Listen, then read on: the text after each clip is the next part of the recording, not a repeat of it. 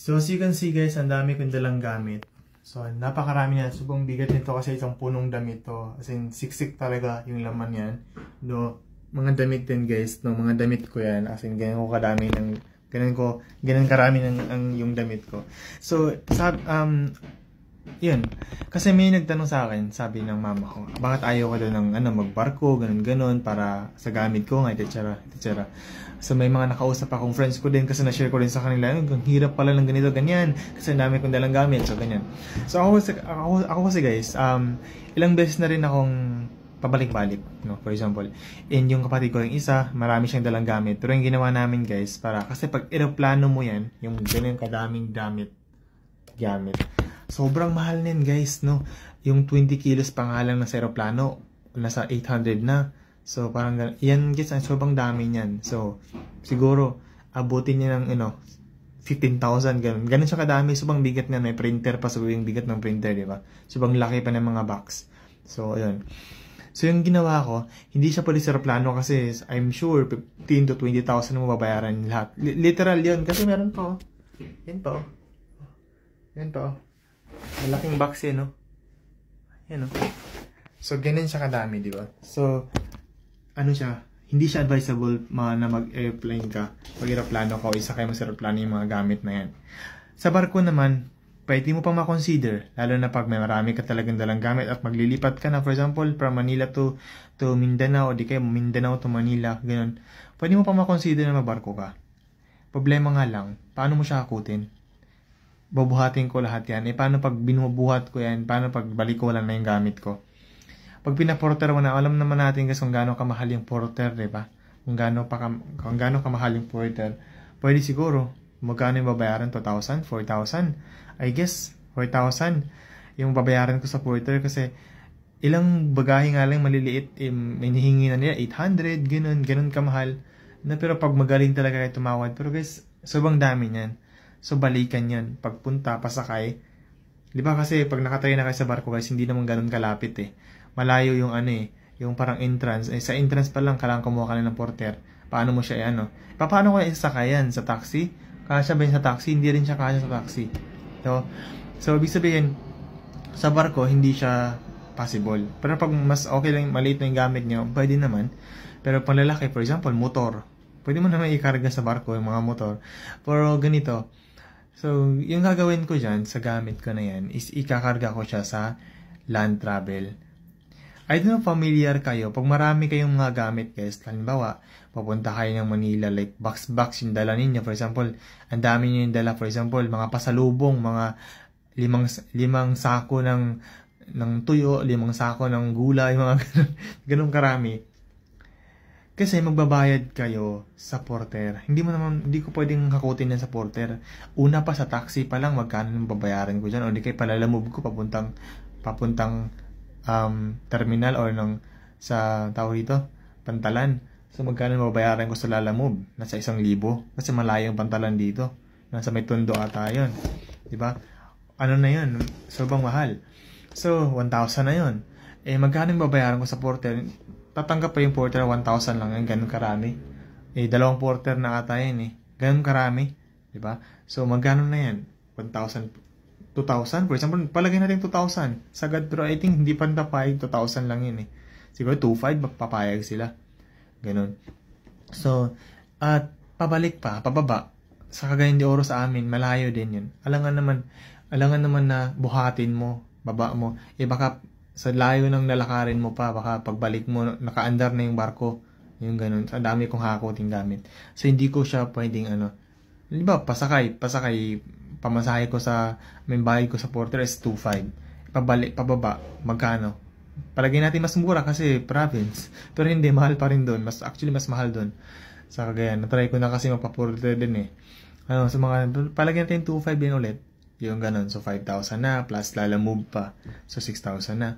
Or more than, I guess. Mas more than pa. So, bayaran. So, ganun kamahal. At maabala ka pa. Diba? So, maabala mo pa. Dami-daming pasahero sa barko. Tapos, baka, dahil sa dami mong dalang gamit, baka saan mo ilalagay na yan. O di kaya baka mawala pa. Ganun.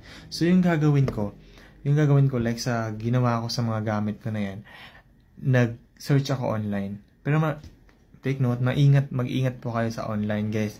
So, meron kasi kayong itry nyo lang i-search sa Facebook. May mga group kasi yan. May mga group sila ng parang group na mga driver, mga ganun.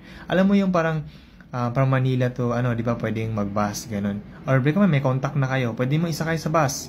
Sa akin kasi, plano ko sanang isakay sa bus. Problema lang kasi, baka mapuno yung ilalim ng bus dahil sa dami ng gamit na yan. At saka isa pa, papunta pa ako ng Pasay, di ba? So, papunta pa ako doon. So, di ko alam kung magkano yung mababayaran ko dyan. Kapag kano mababayaran ko sa mga item na yan. At pagbaba doon sa amin sa CDO, sa terminal lang, hanggang terminal lang naman din kasi yung bus doon. Hindi siya madadaanan ng bus yung sa amin mismo. So, pag mga kasi, like mga van, like yung mga truck na naghahako talaga ng gamit, lang siya, parang door to door, yun. Mahirapan yung mga ko, saan siya sakay pagdating dun sa Cagayan. So, iniisip ko na, kaya nag-join ako sa mga GC, na mga tracking yung ganun. Yung mga pasabay, i-search mo lang pasabay, from Manila to saang probinsya ka, ganun. O di kaya from CDO, from province ka to Manila, yung ganun. Para mas makatipid kayo. Halimbawa, lalo na pag marami talaga kayong dalang gamit, Pag marami talaga kayong dalang gamit. Ako kasi marami yung dalang na gamit na yan. So, plano ko, magbarko ako pag uwi, pero yung mga gamit ko na yun, ipapatracking ko. So, nag-post na ako online. Nag-join ako sa mga tracking pasabay na mga group. Actually, ang dami kong nag-join. Nag-join naman ako nung nakaraan kasi may mga pinasabay na rin ako from Mindanao to Manila. Meron na din ako mga pinadala from Manila to probinsya, ganun. So, yung ginawa ko ngayon, nag-add pa ako ng more GC na yun. Nag-post ako sa lahat. Ang dami nag-inquire. Ang dami nag-chat sa akin. May iba't iba silang offer. May iba nag-offer ng 12,000 sa lang na yan. Sa item lang na yan.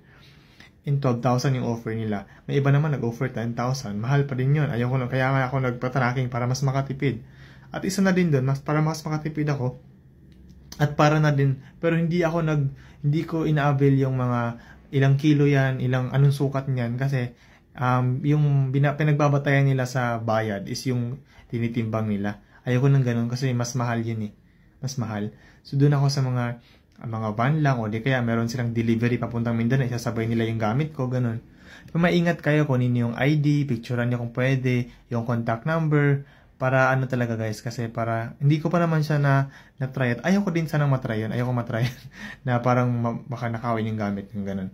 So, kumbaga, yung gawin ninyo is, nag-post ako, may nag-offer din 7,000 pesos, at may isa nag-offer na, sir, pag ikarga niyo siya ngayon, kasi, tinawaran ko, ginawa kong sabi ko 5,000 lang. 5,000 lang talaga yung budget ko guys. Actually, pang may mas mura.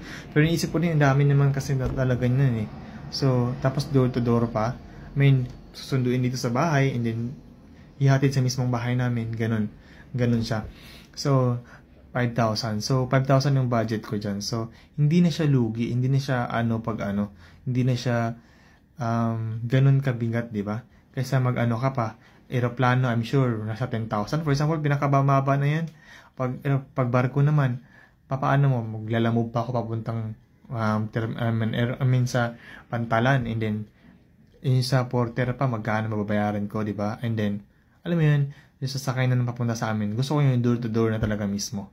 Di ba? Pero pag kunti lang naman yung gamit nyo, like isang box lang, pwede na siyang ikarga sa bus. O pwede na siyang aeroplano, hindi naman siya ganun kamahal. Ako kasi sobrang dami niyan Bilangin niyo ko ilang box. 1, 2, 3, 4. Malaki yan guys. May printer pa yan. May mga printer pa yan. May mga pa yan. Kasi ito pa. Hindi ito pa subang bigat nito. Ay, iwan ko 50 kilos ata ito. Kasi mga damit yan. Mga pantalon ko.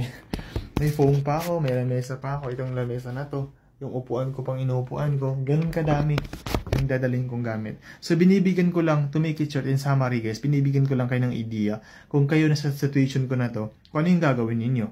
Kung kaunti lang naman, isang maleta lang yung dadalhin niyo. For example, yung isang dilaw lang, pwede naman yung yung sa aeroplano na yun Pag naman, dalawang box lang naman. Pwede na yun siyang pwede nyo kaya naman siyang dalhin. So, pag magbarko kayo, pero pag ganun karami yung gamit ninyo, mas maganda na ipa-tracking nyo na, pero piliin nyo guys, mag-post kayo dun sa mismong GC at i-allokin nyo i-post nyo para mas marami kasi nag-offer 10,000, 7,000, makakapili kayo ng mismong presyo. Pero linawin nyo lang na door to door talaga, baka saan lang iiwan, mga ganun-ganun. So, yun lang.